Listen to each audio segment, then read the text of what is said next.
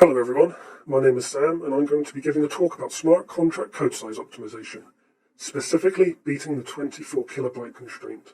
Some of you have probably never run into this if you're only dealing with relatively simple smart contracts, but the more complex they get and the more features you add, you're undoubtedly going to hit this. And I'm here to save you some of the agony that you're going to encounter and give you some tips on how to solve them. But before I do that, I'd like to introduce myself a bit more because this is the first talk I've ever given. And there's probably a lot of people who don't know anything about me. So I'm a software engineer at heart. I love building things. I've been a professional software engineer for almost 10 years now. And I spend the majority of my spare time programming on various projects just because that's what I love to do. I've been fascinated by cryptocurrency for quite a few years now. Before I co-founded PaintSwap, I was a senior protocol engineer for another cryptocurrency project. So I understand the fundamentals quite well. And unlike a lot of people, I am just here for the tech side of it. And on PaintSwap specifically, I wrote pretty much all the smart contract code, as well as all the subgraphs and the API side. So what are we going to talk about? Well, for starters, what the current maximum contract size actually is, some things that should help in reducing it, and some things that might help, but that you might not as well. And we'll go through some examples, and then we'll just do a rundown of everything we covered and some final conclusion points. And for any examples, I'm using Solidity 0.8.9, which is the current latest as of today. And I'm setting optimization and with a run of 1. So I'm assuming that the audience has some familiarity with Solidity in general. So we're going to be using Hardhat, which if you aren't using it, you can get here and follow the tutorial steps there. It's super helpful. And also install the plugin, the Hardhat contract sizer. So when you compile your smart contracts, you can see exactly what size they're going to be. And this is the options that you'll need to set to have that run. And then we'll just compile the code, and that'll be the output. So we can see it's 0.06 kilobytes for this sample test.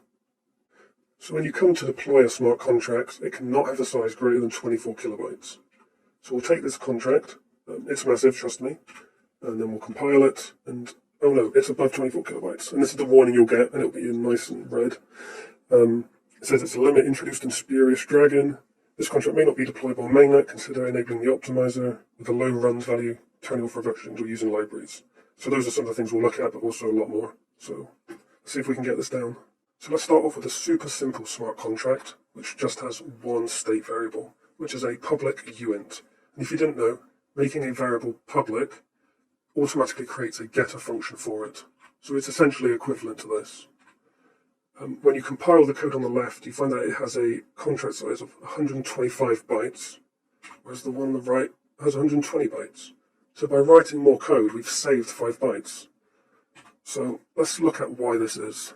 So these are the opcodes for the function. I won't go through everything, but I'll go through some of the more important instructions. So the jump destination means that somewhere else in the code can jump to this instruction.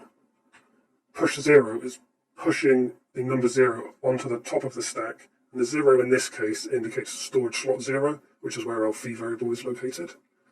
And sload means get the value at the top of the stack, which is 0, go to that storage slot, and obtain the contents of that slot and push it onto the top of the stack. Now let's see the opcodes for the implicitly generated getter function for the fee state variable for the contract on the left. We can see that there's now an additional jump destination opcode. And I've highlighted in red all the new opcodes that don't appear in the function on the right. So there's actually now technically 2 functions generated, because a jump destination is typically the start of a function. So what's happening now is the tag 3 instruction will be called when the implicit getter is called. It's then going to push the tag 4 location onto the stack, call the same push 0 and sload, which is going to load the fee onto the top of the stack, and then it's going to jump to tag 4 location, and then execute the rest of the code. Why it does this, I'm not totally sure. So if you want to save yourself a few bytes, just write out the getter function yourself. But one thing to think about is, do you even need a getter function for this? If it's only used for developer purposes, there are ways that you can still read it from the blockchain, because even though something's private or internal, it's still publicly accessible, just not inside of a smart contract. And we're going to look at that now. So as I mentioned, state variables are stored in storage slots, and each of these is 32 bytes wide, or 256 bits. So here's a contract with two state variables. They're both private. So the first variable, fee, will go into the 0 storage slot, followed by each other variable. So in this case, it'll be storage slot 1 stores some var. And even though these are private, you can still access the contents of them with ethers using the getStorageApp function and the equivalent in Web3. So if you're creating getters for these for the sole purpose of being able to read them from a developer perspective, you need to think, do you even need to? Because these are adding bytes to your contract deployment.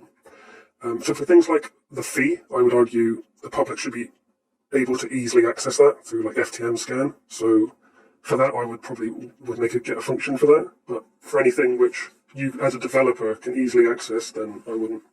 Unless you've got spare contract size, then why not? So one of the things about storage slots is that you can actually fit multiple variables together into the same one if they fit. So in this case, we've got a contract that has a uint 128, 256 and 128 again. But they're put into the order that they're declared in the contract. So this is actually going to take up 3 storage slots. So if we take the same contract and switch these 2 variables around, so we've got the 256 first, followed by 2 128-bit variables, you can actually fit those 2 into the same storage slot. And this is going to save you 32 bytes. So you want to think about the order in which you declare state variables. And also, if you can put commonly used ones together, then that will be more efficient gas-wise as well, because you only have to read one storage slot to get access to multiple variables. So let's take this contract, which has 2 events declared, followed by 2 variables, a constructor for setting the variables initially, and 2 setter functions, which are going to emit the events when the value is changed, and then just a getter for one of the variables. So when you compile this, it's 483 bytes. But what if we remove the event declarations and the emitting of them? Well, that gets us down by a third. So to take anything away from this, it's like event emitting is quite expensive. But we're going to see how we can keep the same functionality, move it to another contract, and get this marketplace one a bit more leaner. So this contract is essentially the same as the other one, it's just called something else. And this is that same marketplace contract which has now replaced all that functionality it had before and is storing the address of the other contract, the NFT discount. So we're setting that in the constructor, and then our getter is just calling into that other contract to get the discount. And all the setting is now going to be handled by a completely different contract. And this gets our contract now down to 283 bytes, so we've reduced it by 200. So we're going to do the exact same as we did previously, but with only one variable instead of 2. So there's only one event emitted, there's only one variable, and one setter function. So we're going to move it into a new contract and call it in the same way we did previously. So this is still 283 bytes, but the previous code was now 236 bytes. So we've actually increased our contract size by moving it into a new contract and calling it, because there is an overhead cost of calling another contracts function, and that is outweighed doing everything in the contract itself. So in this case, it's only beneficial for us to move the contract to another one if we had 2 variables and 2 functions, 2 events being emitted. So yeah, it's something to keep in mind. When you're moving stuff out, it might not actually help at all. One of the suggestions I often see online is if you're creating a modifier, is to move the contents of the modifier into a new function, because the modifier itself is basically copy and pasted into any function that is using it. So let's see how that works. So we're going to create a contract that has an owner state variable, which is set to the constructor creator, message.sender.